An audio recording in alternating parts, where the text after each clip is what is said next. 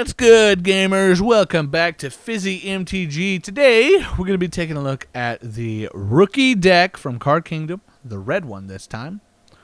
Rookie decks are simple Magic the Gathering decks, perfect for teaching new players. Rookie deck red is lightning fast. The deck summons quick creatures that can attack instantly while hurling burn spells at anything that stands in the way. Very nice. Red is a really good, fun one. I would definitely recommend if you're brand new and you want to get into Magic and you want to have a good time, get a, red decks are really fun and easy to build as well. So if it's your first time building a deck, I would recommend building either mono red or mono green. Those can be really beginner friendly and really fun because there's a lot of cool little mechanics that you can do, especially if a friend wants to build a mono red and you want to build a mono green. Then you can kind of get together and do some stuff. So we're gonna go ahead and separate these just so that we've got the mountains, the land specifically, in their own pile, just to kind of go through that. And we're gonna do it on camera this time, just because, you know, why not? And talk a little bit about deck building. So if you guys have never built a Magic the Gathering deck before, the first thing I recommend you do is pick a mono color and that you like. And I'd say get about 24 lands. That seems to be the standard for a basic beginner deck. Find a bunch of cards with that color that seem like they have cool effects that you like, or just vanillas that are around 1 to 3 mana cost. And find about 4 copies of each of those cards if possible. Try to make sure they're not legendary because there are some weird rules with legendary creatures.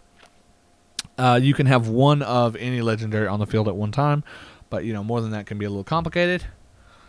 There are ways, but that's a little bit advanced, so I don't recommend that. Kind of stick to just some basics to begin with. And, have some fun. Experiment. You can go, you don't have to stick with all 1 to 3s. You can go, obviously, up to 6. I would recommend staying away from things higher than that most of the time at first, and then kind of experimenting. So let's see what this has got. 1, 2, 3, 4, 5, 6, 7, 8, 9, 10, 11, 12, 13, 14, 15, 16, 17, 18, 19, 20, 21, 22, 23, 24. Yes. Which is, I would recommend as a beginner, start with that and then move it up. So we've got Onake Ogre, which is just a 3-drop 4/2 vanilla. This would be perfect in criteria for what I had just mentioned. Goblin Arsonist. This is a 1-drop 1/1. When Goblin Arsonist dies, you may have it deal 1 damage to any target. That is very, very useful. Very simple to play as well. Very simple to use. Shock is a 1-drop instant, which means you can cast this on your turn or your opponent's as long as you have enough mana to cast it. This is its mana cost. It is just 1 red mana. Shock deals 2 damage to any target. Igneous Cur, I should mention as well, this with the 1 in it means that this can be paid with generic mana, and any color works to pay this generic cost, but it must be red to pay the red mana cost. But, very basic stuff. Igneous Cur is a 2-drop 1/2, and once it's on the field, you can pay 1 in a red to give it +2/+0 until the end of turn. Can be very useful. Tuk Tuk Rubble Fort. It's a defender with reach. Creatures you control have haste. Something like this is very useful. It means if this is on your field, essentially, if someone has flying, this can still block a creature with flying, as that's what reach does. Defender means it cannot attack. And then creatures you control have haste, meaning any creature you play after this is on the field, whether it says haste or not, doesn't have to wait a turn to be able to tap. It doesn't get summoning sickness. Normally you would play a creature on the field, and then you can't attack with it until the next turn unless it has haste. But if it does, you can turn it sideways and swing at the very first turn, provided obviously it has haste.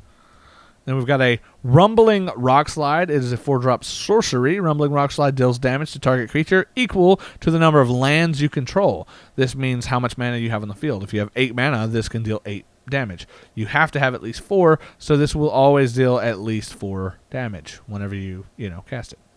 Bolt Hound is a 3-drop elemental dog with haste. It's also a 2/2. Whenever Bolt Hound attacks, other creatures you control get +1/+0 until the end of turn. That can be really cool. Tuk Tuk Rubble Fort, another one of those. We got a Fire Elemental. It is a 5-drop 5/4, which means it costs 5 to cast, and then 5/4 is its power and toughness. It is just a vanilla. Very nice. Got a few of those. Battle Rattle Shaman. At the beginning of combat on your turn, you may have target creature get +2/+0 until the end of turn. This is also a 2/2 for 4. Not bad. Goblin Arsonist. We've already read that one. Very good. Shock. Another Goblin Arsonist. Another Rumbling Rock Slide. Another Shock. Pitchburn Devils. Devil cards can be very interesting. This is a 5-drop 3/3. When Pitchburn Devils dies, it deals 3 damage to any target. There's a cool theme you can make with these kinds of cards as well. And we should have a couple of those. Another Rumbling Rock Slide. Another Fire Elemental. Another Battle Roll Shaman. A couple of those. Another Shock. Another Bolt Hound. Onanaki Ogre. Battle Rattle Shaman. Ignis Cur. Another Ogre. Another Bolt Hound. Another Ogre. Another Cur. Another Rock Slide. Another Arsonist. Bam! That's the red deck. It quick, man. It quick. My challenge to any of you guys out there, if you are or if you're not a beginner, but especially if you are not a beginner, because I think it would be, interesting to see kind of what you come up with. You guys should build a deck, a red deck, and call it Red Deck Redemption. And make a video for it maybe, and post it, and then link it to me. Either just I don't know if you can do that in the comments or not, but what you could do, you can follow me on Twitter at TheIsDoctor and tweet me the link, and I'll check it out. I'll even leave a comment. It'd be sick. But yeah, if you guys, that's gonna do it for this video. If you guys enjoyed, leave a like, comment, consider subscribing, share this with a friend if you think it could be helpful, or if there's someone you know that maybe you think would be interested in Magic, but they don't really know anything about it, or they want to get into it. Maybe link this to them. All that good junk.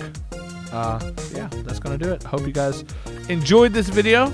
Look forward to seeing you in the next one, and I hope you guys have a great day. Thanks for watching. Later. Yosh.